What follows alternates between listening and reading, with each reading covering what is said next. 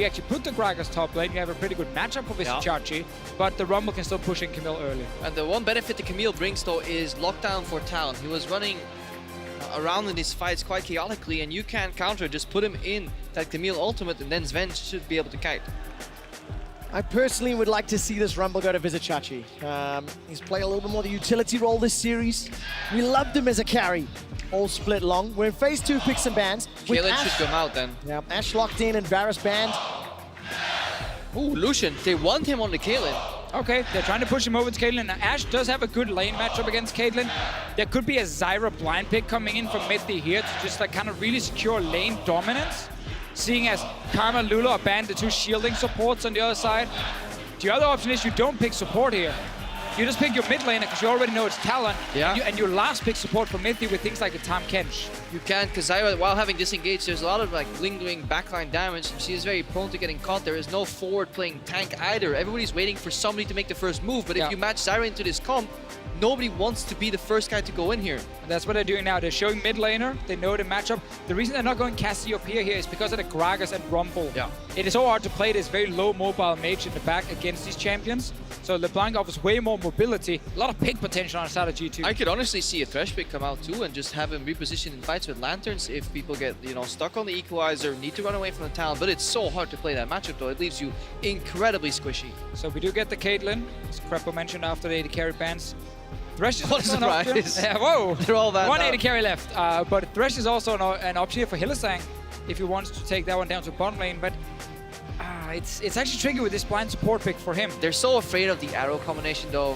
When you've seen a laning ganking jungler like Trick plus arrow, they need somebody to make it a bit easier. We could actually even see Mithy's Braum against the Tahm Kench here. Braum ulti against Gragas is fantastic. Braum is good with exhaust to just tag their Talon in-game, and you can pick him against his Tahm Kench lane. Because he wants some melee matchups. Yeah, I think actually Braum would be a super good pick here for Mithy, and it's a staple in European finals that Mithy gets at least 1 game on the Braum.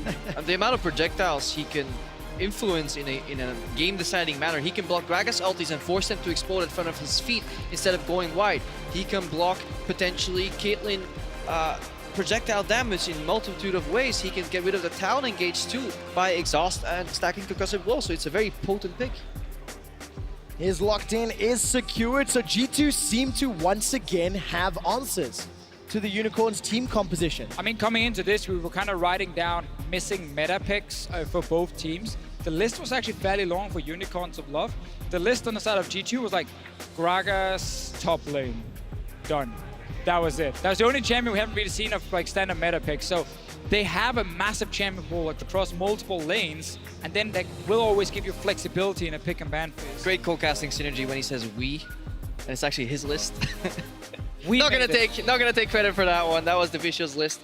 Well researched. Well, we didn't even get to talk about all the other missing picks. Well, maybe we won't need to. The Unicorns of Love have got themselves a carry in the top lane for Vizicsacsi. Let's see if he can pop off and force the deciding game 5. He needs to have a clean game.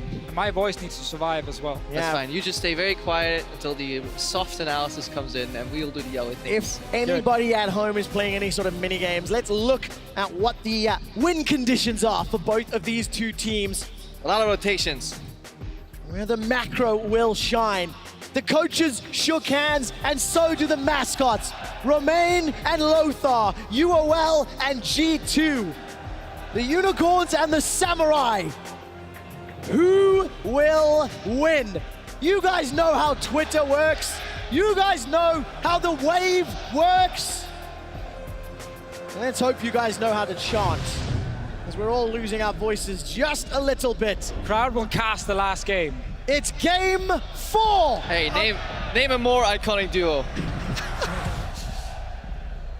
May you find someone that looks at you like Romain looks at this Hamburg crowd.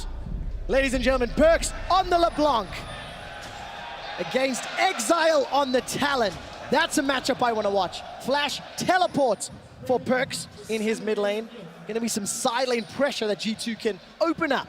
With the double TP from G2, they will have, of course, the map advantage, but that doesn't matter for the Unicorns of Love because they're looking to go mid lane. We've repeated it so many times, we've said it so many times, it's been true every single game. Xerxe in the last game has some good Gragas engages. Also had moments where he was holding on to that flash when they could go for something. I want to see him in this game be even more aggressive on it, because his team is bringing a lot of damage right behind him. Quite tense, no more shenanigans, no invades here. We need to see if this Talon pick from Exileh can find return success, if they can bounce back here, or if PerkZ will welcome him yet again in the lane kingdom. Also, he's not going to have as many outplay opportunities. You know, Petrifying Gaze you can turn away from, you can dodge, you can use your ulti and walk off of Miasma. You can't do the same things against distortions and chains if PerkZ is hitting his skill shots. And chains track you while you're invisible too, which is a very tricky thing to deal with.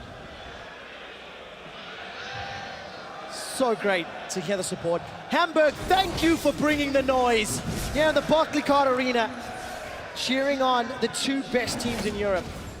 All right, let's see where these jungle paths end up ending. Maybe potential ganks. Obviously, Rengar, very little pressure early on, but Xerxe, he could technically spice it up. Definitely so. Normally though, again, as we talked about in the last game, Gragas, do save first clear. Maybe look for flash gang, but you don't have to. You really do not have to. For both junglers, actually. Obviously, it comes down to placing vision then. It's not like you're just not going to do anything in the early game. Mid lane, though, is going to be fun because it's going to be an action-packed lane. Yeah, but which lane does Xerxe decide to prioritize? You know, you've got carries and damage all over the map. But I'm looking at the big story here. The one red thread between the entire series here. How long is this Cloudbreak going to live? We'll find out. Most likely long. We'll find out. I got some support on Twitter, by the way. They appreciated the updates. So bottom lane here, very good early trade because of level 2 spike from the Unicorns of Love, the classic bot lane power spike. Chachi, what you can do as a pushing rumble is you go in and you ward the enemy top camp here. You see it's already cleared out, so you know, okay, Rengar did his path from Raptor into red buff into Crux, and now he's gonna go to the bottom side. So you actually now know where the jungler is without even seeing the jungler. Yeah. The deeper you can place those wards, the more satisfaction your team will get from it.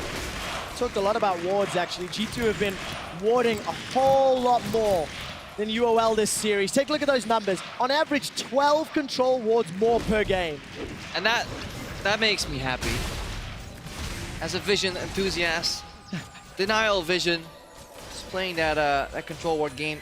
However, it's never the amount of control wards that you should judge. It's how you use them. And maybe Unicorns have just been slightly more efficient in the last game. Who knows? Well, help them win the game, so can't argue with that. Xerxe wants to try to put some shenanigans. They got it! Gets the steal. And that goes back to that ward that Deficio was praising from the Rumble in the top lane. It is all connected. The New is down on bottom lane, the New is near that blue buff, invades in also because they're pushing the bottom side. Yeah, it ties in the push in the bottom there. Vizicsacsi with the front step. It was in the highlight reel for his MVP tribute video as well, how he's willing to dodge forward, sometimes with flash. And he also knows how Camille works, because he baited Kawashard. He did bait Kawashard. Poor guy, man. Or did Kawashard bait himself? I think he baited himself. But that's why Kawashard is not playing in this final, and Vizicsacsi, he is playing in the final. Trick though, he's on the Hylissang. He is indeed, but so is PerkZ being jumped on. Exileh burning Oh! the diplomacy. They trade 1 for 1. But PerkZ is first. And in the matters of the first blood place, it doesn't matter who finishes first. You have to remember though, PerkZ running teleport. He can return to lane instantly. Exileh needs to run after, of course, respawning. So there might be a little bit of experience advantage for PerkZ after that 1 for 1 trade. So in the end, actually worth it for him. Small little advantage he's going to get. Yeah, because Strick was about to tax the hell out of that lane, but PerkZ like, no, please, ping, ping, ping, ping, ping. Oh, Trick's going in, flash over the barrel. Very aggressive, waiting for those cooldowns. Moves forward, the bowler strike connects. Remember that teleport you guys talked about? That's going to deliver chains onto Xerxe. He goes down, Trick gets a second. And this is why Trick is such an intelligent player. When you're watching this scene unfold, I guarantee almost nobody could see that there was a kill opportunity there. We're wondering, why is he flashing? And as we are slowly figuring it out, PerkZ, 4 seconds ago, he said, I got him. Of course, I'm gonna TP in, man. I'm gonna take this guy down, and it's a good start now for G2's mid laner. Bottom lane still under pressure, but they're keeping even in CS, which is very important for them. Exileh, this lane might get tough for him. Ooh, and this flash body slam early on from Xerxe is really being punished here. If you're Gragas and you get killed on your level 5, it really slows down a lot, because you want to get 6 and then they gank, and if they read that gank and you have no flash, suddenly the pacing turns into Rengar favor. Beautiful point blank chain from PerkZ. Catching Exileh the moment he jumps in with that Q. Yeah, makes you wonder why LeBlanc was left open in this matchup, because PerkZ has shown an affinity for this champion in its multiple forms, really, even despite the changes. And of course, if you go back to those picks and bans, Syndra, Karma, and Lulu taken away by UOL. That Karma all series long. Obviously could have changed the impact, but this is a replay of that first blood trade. Starts as a 1v1 here. Exileh also kind of trying to bait in PerkZ a little bit, and Xerxe does show up. Nice mind games as well. Looks like he's body slamming away and then turns around with the flash, but it's the 1-for-1. But then TP back from PerkZ. Dramatic zoom in for the final tip. Yeah, but then this read, the flash over the barrel, not getting slowed. Smite comes out, but it doesn't really do too much, and he knows PerkZ is coming back from teleport. And this is, and it honestly was pretty hard to spot that was a kill opportunity, and major props to Trick for realizing so.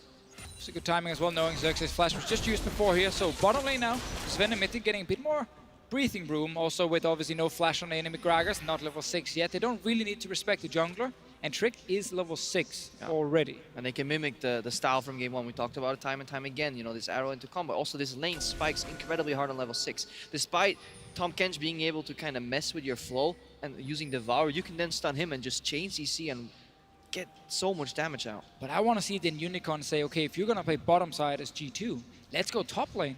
You got this Camille here that's not tanky at all against Exileh, because he's obviously stacking MR against the Gragas and the Rumble. So Exileh can go up there with these early AD builds and really punish Expect. Yeah, notice how Exileh is constantly playing in his minions. Whenever he dashes forward to hit PerkZ, he always wants to be behind the minion. He needs to be outside of chain range. And obviously PerkZ, he can harass with spells in the minion wave without drawing aggro, so it's quite hard to really position well in this matchup. Exileh currently doing okay farm-wise. Got himself 3 of those long swords, and as you look towards the top lane, level 6 for Chachi, Xerxe, Trick, and Expect. If any fights were to break out, no room for error. A small thing right there, but thank you, Mithy, on behalf of all our supports, for actually checking the brush on the way back. So many people skip around these brushes here saying, nah, that's probably not a control ward, and then they actually end up not finding it, and that one ward can end up having a ton of value. Not an efficient control ward. We talked about how on average G2 have got plus 12 control wards literally. I mean, it could have been. It depends on your opposition, obviously. And combining Vision with this Ashe pick is also really what works for G2 eSports, because they always have that hawk shot. Now, whenever they do play these aggressive lanes in mid, Chachi likes to roam down. He's even TPing now on Rumble. They're fighting. Mithy's the target. Equalizer comes out. Look how great that is. Mithy and Trick are being tagged. Devour buys some time for Chachi to escape. Where is Samux? Yeah, but where is Samux? Where is Expect is what matters more, because his top lane is left open completely, and the map reset will go heavily in favor of G2. They're just stalling bases right now and then poking away, but they have to be careful. All right, concussive blows. Can't find a stun onto Hilly. It's going to time out. The barrel comes over the wall from Xerxe. Expect has still not teleported in. And this is so good now for Expect, because he's just sitting top lane, doesn't have to fear anything. The fact that this TP backfired from Vizicsacsi suddenly makes this pretty bad play for the Unicorns of Love. Because not only does he get to preserve his teleport once it comes available, still briefly on cooldown, but even if he had it, it's fine. Just disengaging, stalling the bases, get the wave push in, and generally when you want to base in League of Legends, if you can get a push first, that's almost always a good or a better base, and that's exactly what happens here. G2 get the map reset, and it's totally in their favor. Totally in their favor, and Chachi was actually moving down already, but because the fight was started in mid, felt forced to probably TP in. Braum had flash available though, so Mithy just escaped, and then trading TP for flash is obviously never worth it. And we're still looking for Trick to find an ulti somewhere. The ultimate is just on cooldown. Maybe he misclicked it in base? That's an oopsie. Or is that like a graphical error? I don't know, because it's so close to like being used. We don't know, we'll find out. 24 seconds left on it, so it's just on your screen, it's trying to trick all of you. 20 seconds from now it will be available, and he can obviously use it back on the map. Now PerkZ, a lot of freedom in this mid lane. Ahead in CS, got early armor as well, which is fantastic against his Talon. And look at the double control ward. There's one but really well-placed ward on the ramp for Unicorns, but that's going to fade. That is a clear pathway for PerkZ to start putting top pressure. Trick will have ultimate very soon available. He's making sure he's not spotted. He just puts a control ward down. I have to give a shout out to the Pantheon fans in the crowd all the way here from France. A lot of support yesterday for Soaz, and bringing the noise along with the rest of the Barclaycard Arena. And this is Deficio's favorite gank, Rengar in the top lane. This is a dead Vizicsacsi. Works. Donated to Expect. That just looked so easy. It is so easy. Vizicsacsi, no flash on Rumble, no way to get away. So easy to set up that kill, and that's great for Trick. It's also part of his playstyle. He pushes and pushes and pushes, and he wants to take them in the grave with him. But he had to take a detour this game and was actually falling behind. Economy-wise, he was just too far up, not knowing where Trick was. It just hurts even more with that early TP from Xerxe and the flash. It was just too over-aggressive looking for that one play, and it's now backfired twice for Unicorns of Love and given G2 the gold advantage early. And what a terrifying position to be in. G2 1,300 up. Expect Trick and PerkZ all with a kill thanks to plays like this. Yeah, not really a whole lot to say. It's just a very good setup against no flash rumble and a ward in the river that obviously will not save you when Trick already popped his ult and he's on the way. Yeah, and great control ward usage as well. G2 making sure they're not spotted. Don't giggle, don't sniffle at my control wards, Trevor. Well, I like talking about control wards. We haven't really focused on them a huge amount this series, because UOL and G2 have given us interesting team fights. We're gonna get more. We're gonna get more. Because Unicorns again under pressure in mid lane, but Parkour on the way out. And the crowd is indicating what they want the Unicorns to do. Clap G2. But it's not going to happen, it seems, because they're very controlled. G2 Esports is still 1,000 gold ahead already. And they're just waiting to connect all the dots here. Land the CC and follow up. Yeah, and when you go back to the first two games of the series, when G2 got themselves that advantage, they made the right calls. They didn't get caught out. They didn't make the mistakes. It allowed them to pick up those wins. And it was also PerkZ always just being careful when the enemy jungler could be there, but then playing with pressure once he knows he is most likely not there. Yeah, and at this point here, PerkZ is hovering towards top side because his duo lane is on the top side of the map, so he knows there's no vision on the bottom side, and that's why he's not going down where Xerxe can actually jump him, unless he sees maybe a kill and he gets baited. Expect Exileh decides to jump in. And reels him in, he just dances in front of him, gives him the illusion that PerkZ will overstep, but that was just a complete mind game outplay, and he's using the pressure that the Unicorns must be feeling at this very moment against Exileh. Lane Kingdom is in effect in Game 4. PerkZ absolutely has Exileh's number in this LeBlanc matchup. Yeah, Exileh trying to bait the fight, didn't work, so expect bot lane. He likes going aggressive this series. The super passive tank player expect has been slowly been fading out. Obviously, he has the support from Mithy and Zven here. Yeah, and Exileh, of course, died in mid, so there's an opening for G2 to just keep pushing in at the moment. Zven is here with Arrow, but they have to respect the fact on the tower. Look at Trick, look at Trick. Look at Xerxe. Come in. Teleport's available for Vizicsacsi. He's pushing the top tower. And a bit of a failed rotation here for G2. Engaging on this Tahm Kench lane. Once Expect dashes in, obviously they expect that he's there. Yes, that's his name. It's really annoying. Now Vizicsacsi gets a free turret top. There's been actually now 2 times where Xerxe managed to go down to the opposite lane the fastest, and he got to push in a wave, Expect had to run down and catch it, and lost the wave. Then happens top lane as well now, so Unicorns of Love, while losing a few kills, just like in the last game, are playing around these towers here. Top lane tower is extremely low at this point. And isn't that beautiful when you use a tempo advantage like that to get a CS lead? It is absolutely beautiful. It's why we like to see it. It's why it's actually funny, because the whole tempo advantage and everything, it's something the pro teams talk about 24/7. But no one else kind of uses it. They don't even sleep. They don't know, it's just all the time. They just dream of tempo all the time. But it's obviously not a concept that really works in solo queue very well, so a lot of people don't actually Yeah, I've tried to telling use people, it. hey guys, tempo. I've seen you try and tell people, and yeah, Just up the tempo, guys. you end up Make it dying work. on your own, and then of course it's the team's fault. Oh, PerkZ maybe anticipating the juke. Not going to find the ethereal chain. Still in a great position, working towards that gunblade. Also got some ingredients towards hourglass. I like very, it. very comfortable. Get a bit of everything, even some lifesteal in there. Why not? Drop the CS. Almost pains me. All right, Hylissang and Samux looking at Mithy. Mithy yells stand behind me and ironically jumps to Zven. And takes stock of the situation. 15 minutes into the game. G2 Esports 1,500 gold up. CS advantage massive for PerkZ in the mid lane thanks to several outplays. But no towers have fallen just yet. No, but we're just waiting for 2 items to be fully completed on PerkZ here, the Hourglass and the Gunblade, and he will have the damage to kill Exileh, and he will have the tools to survive against Exileh as well. And then it suddenly becomes all about the big team fights. And we know we're going to get them. Unicorns will soon start hovering around that mid lane. PerkZ, see if he can stop a recall here. Succeeds.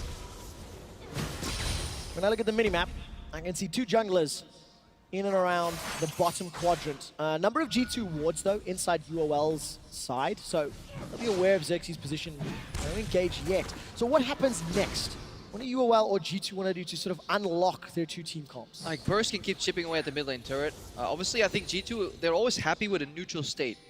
If both junglers are revealing each other, they're happy because their lanes are scaling in the side of Camille, and PerkZ is just winning the 1v1 matchup. So as long as everybody else keeps the 4v4 even, PerkZ will snowball mid, and that seems to be exactly what is happening right now, and that's why we don't see much action, because the lack thereof will eventually benefit G2 Esports. Yeah, I really want to see Xerxe trying to make a play with Vizicsacsi on that top lane to get that tower and like push that lane all the way out and then swap Vizicsacsi back down to the bottom side and maybe join a fight. But Xerxe is on kind of defending duty here. He's helping his bottom lane stay alive because Trick is around. Like, Xerxe is not here to gank.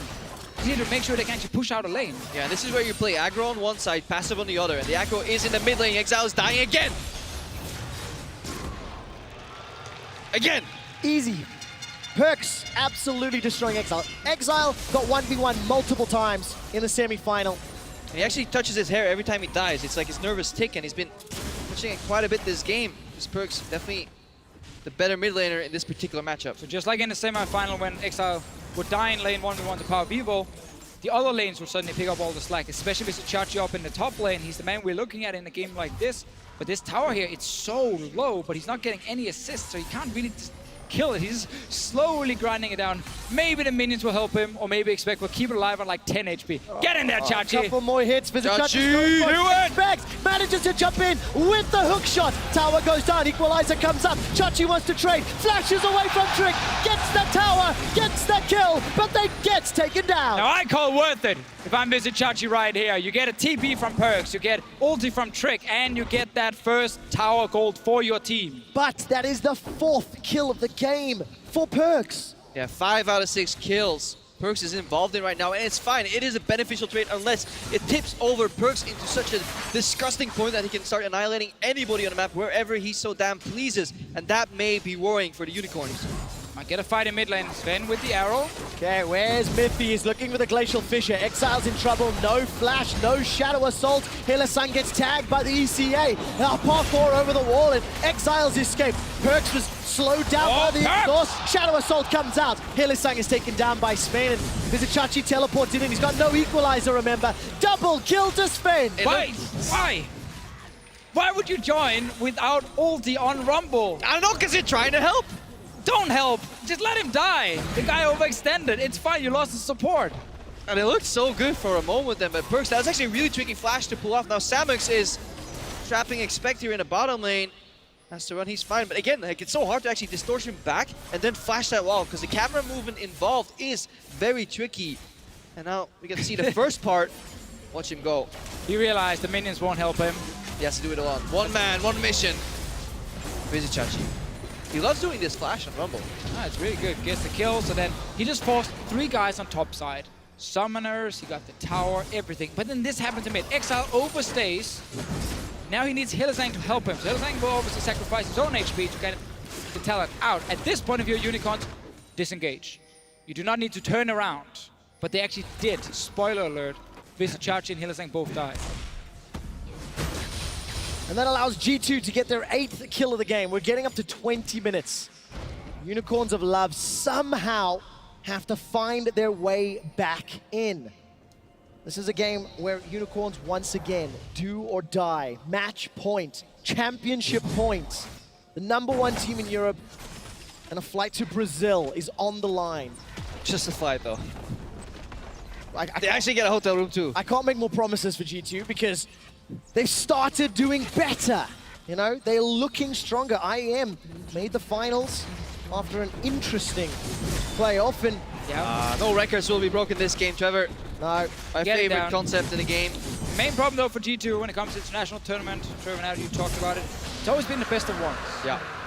In Europe, they get to play these BO3s, BO5s. They get to, obviously, if they lose the first game, they get to change things, adapt. They lost the game in this series. They adapted, they changed the pick and ban phase, removed every single jungle ban, and they're looking much better. And they keep scaling against familiar opponents. That is one of G2's strengths, why they will always be a great European playoff team, because they analyze their opponents, who they play in the European LCS on the regular, who they play in scrims, and they just adapt and improve. It's when they play against opponents they haven't played against picks that they haven't played against, like Aurelion Sol and CLG, games where suddenly their turrets start falling down early, or super slow games that they're not used to playing, that's when they falter.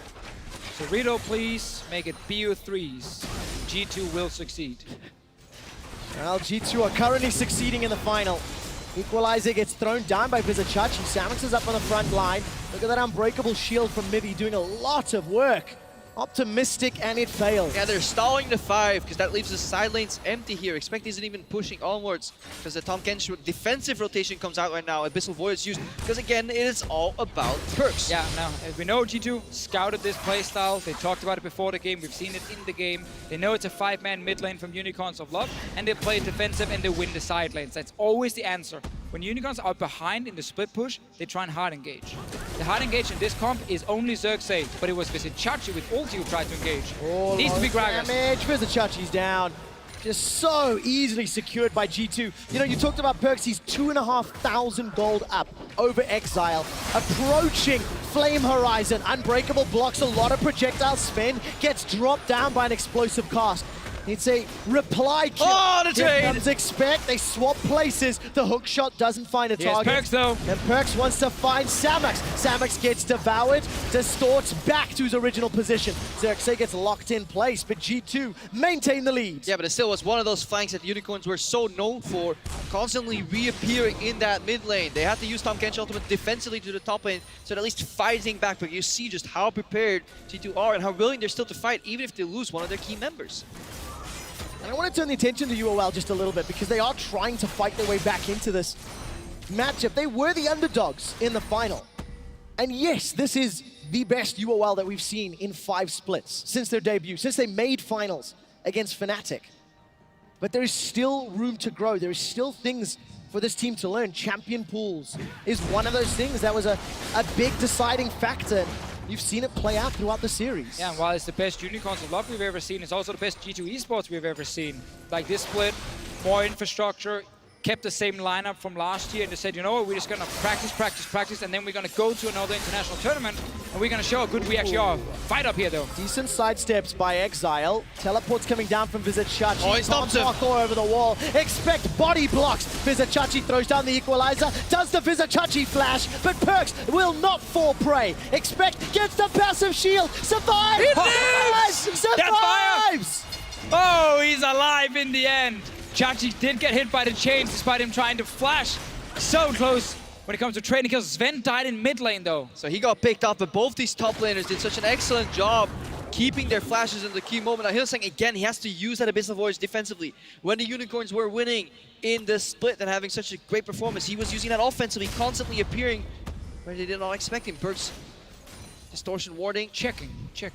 See, is anyone here? I dropped a ward too on the way out. So he's super safe. Super efficient. Like, you need the blast gun for that one, so just placing it in the brush and then jumping back out. But obviously taking the blast gun is very good. It's the style points. I mean, you gotta keep in mind, Unicorns could use that blast gun to kill him. Knock him out, yeah. He's been consistently removing blast guns before distorting forward, because obviously that could punish him. And now, obviously, Unicorns comp here.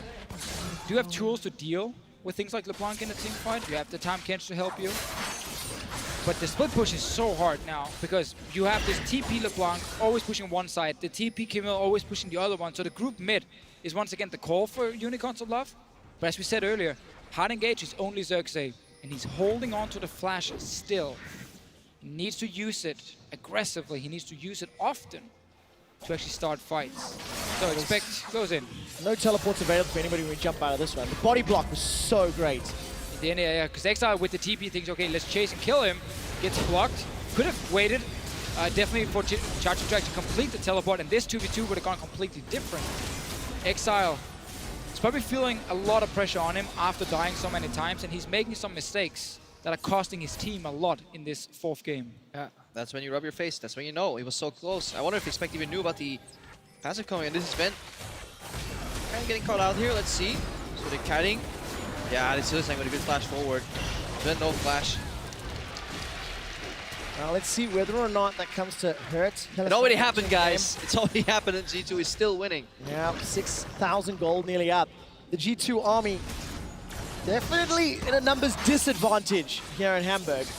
But they're bringing an arsenal that UOL simply can't compete with Dive right to the now. bottom lane. Vizicsacsi with a defensive equalizer. Missile voyage from Hylissang comes up. Where's the support from G2? Hook shot to get away. Samux has got red buff. He's got a kill onto Trick. The Devour movement speed allows Hilly to waddle closer to expect. Keeps using that Caitlyn range. Yeah, but the support of G2 is with their AD carry in the mid lane right now, and they're sieging on this turret. Tier 2 PerkZ looking to assist as well. They do not want Zven to get caught here, and they're just simply looking for a gold versus death trade, but Xerxe is around. Oh, PerkZ goes in quite aggressively onto Xerxe, unable to get the chains to connect, but the tower survives. So I like the defensive move here from Tahm Kench down to the bottom lane. G2 diving in, probably thinking that even if Tahm Kench shows up, we get a mid tower at least, and then we then trade tower for kill. But Unicorns do manage to defend. Tower is low.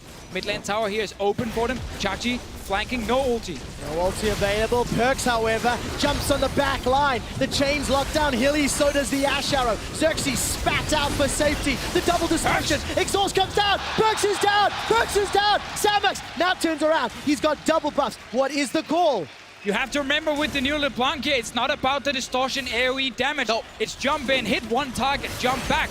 He tried to get so much AoE damage down that he got locked in place, and he just...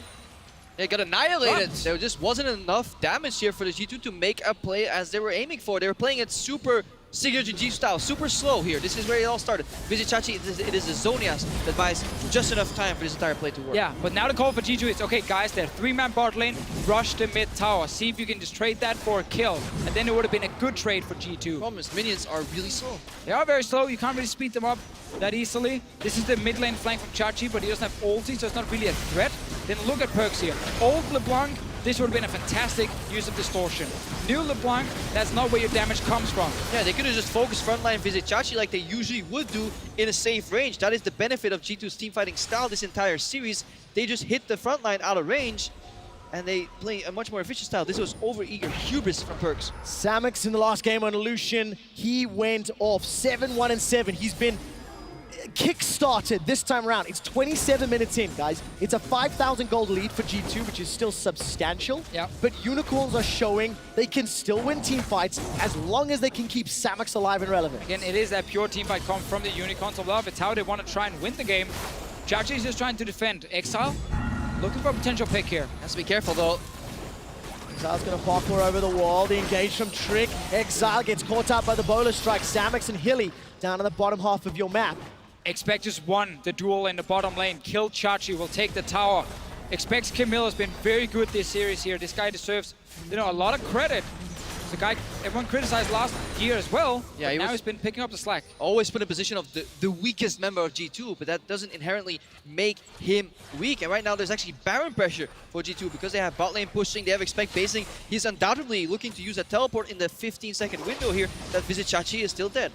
Well, luckily, Vizicsacsi can still TP in to a fight. Equalizer's not available to him, but look at Expect. There's no on-signal from G2. He waited, then he started pushing once he saw that Unicorns was reacting, and now G2 is going for the Nashor. They need to force them to the base first, then make the play around Nashor. If they kept going for Nashor defense, then they would have just kept split pushing, and this is the beauty.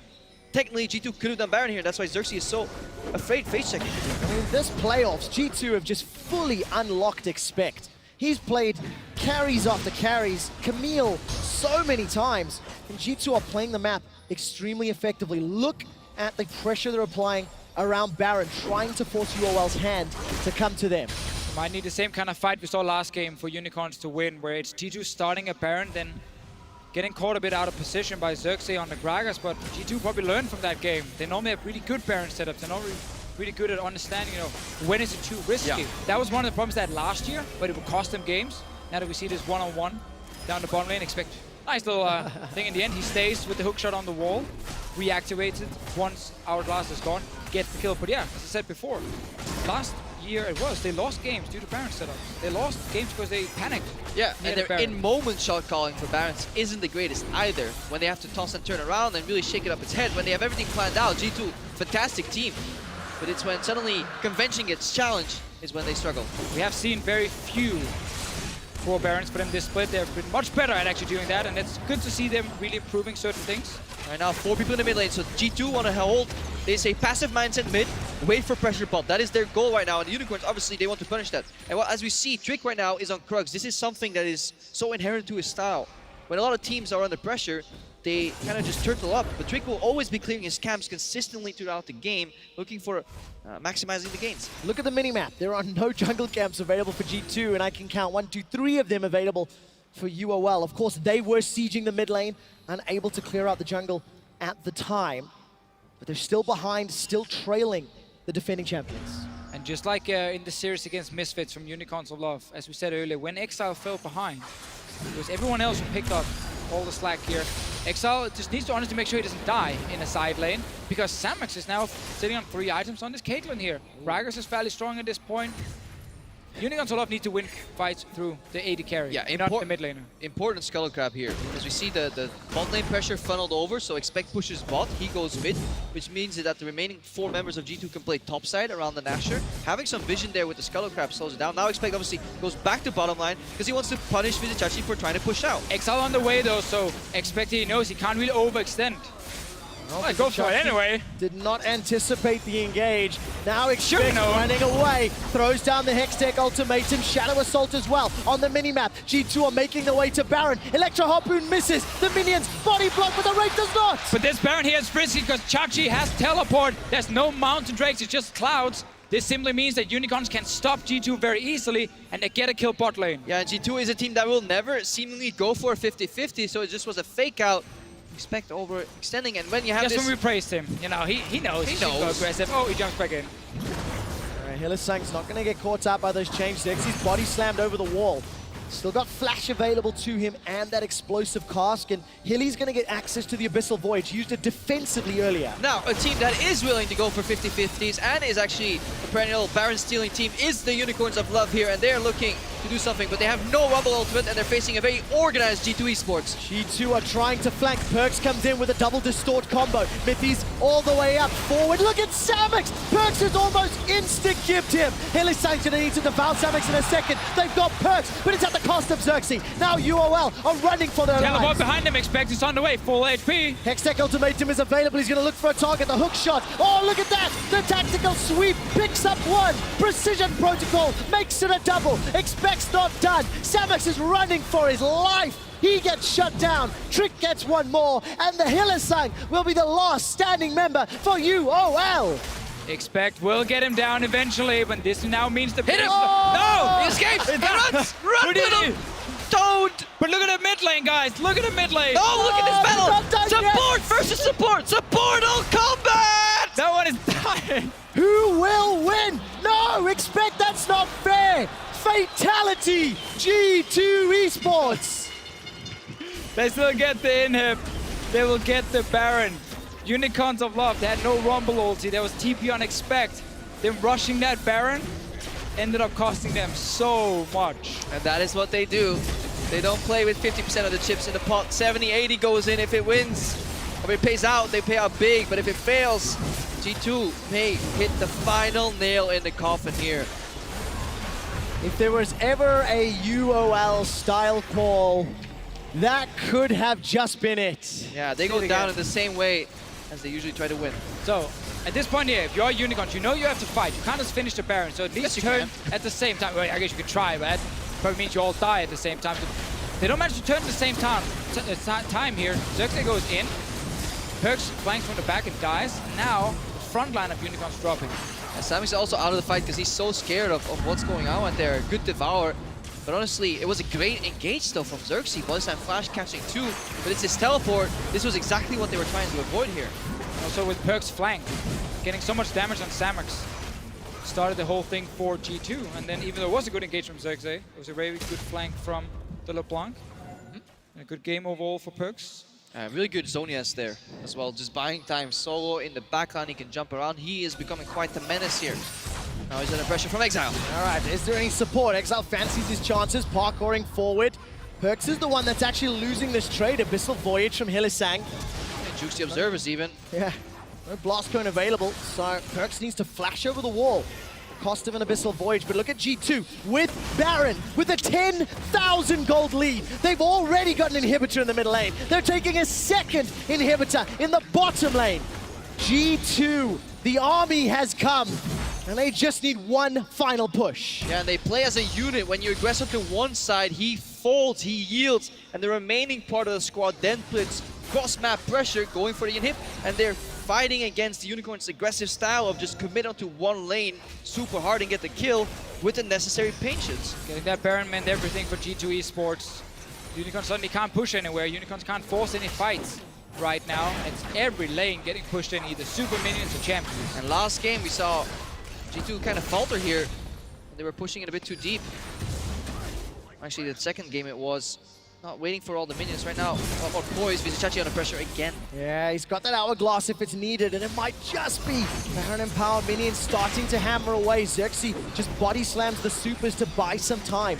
2 Nexus towers remaining, but the last inner turret in the top lane is down. It's a 13,000 gold lead. Samux needs to be devoured as PerkZ has once again forced him away from the fight. Yeah, it's the final siege here for G2 Esports. A massive gold advantage. 2 Cloud Drakes to their name. Rengar in the bottom lane as well, pushing in on the Nexus turrets. Abyssal Voyage comes down from Hylissang, delivering Samux. They caught Trick out. He's gonna get dropped down. One more hit from Samux. G2 need to back away. Yeah, but it's great time because there was not a minion wave in the top lane. Vizicsacsi is holding, so maybe the Unicorns can actually survive a little bit longer. Oh, Vizicsacsi stays alive a few seconds longer. He's already used the equalizer. Body slam onto Expect. Shadow Assault comes out. Where is Samux? Hylissang is already down. Samux is running backwards, kiting, trying to put the damage onto Expect. Ashe catches out onto Xerxe. This could be the final fight. G2, double kill for PerkZ. Samux is left alone in the base. Vizicsacsi trying to turn it around, but the Nexus turrets are falling. Zven completely clean house in this fight. Now PerkZ is buying the final moment. He will indeed. PerkZ has led his team to victory. The Nexus is the focus, and this is the G2 dynasty.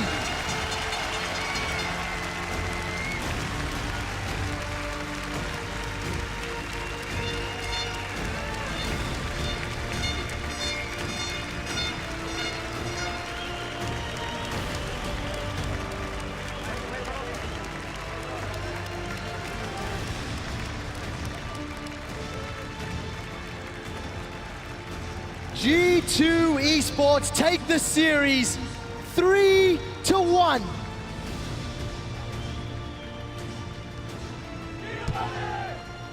Three titles in a row. They came in as the heavy favorites to this series here. Unicorns of Love managed to take that one game, but game 1, game 2, game 4, G2 Esports just were always 1 or 2 steps ahead of Unicorns.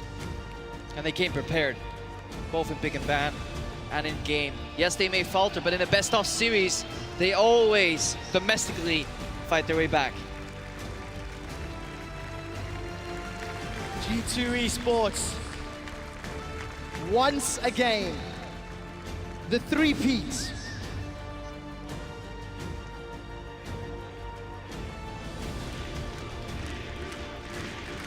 Long live the Kings of Europe, G2 Esports!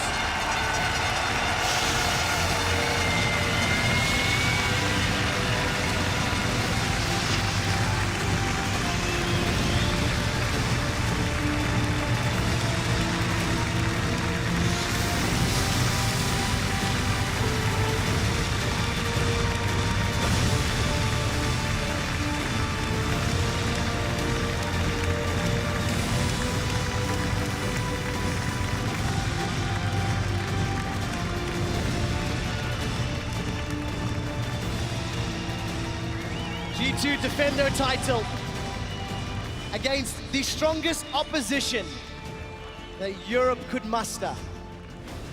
And it fell short. Unicorns, it was a fantastic spring split.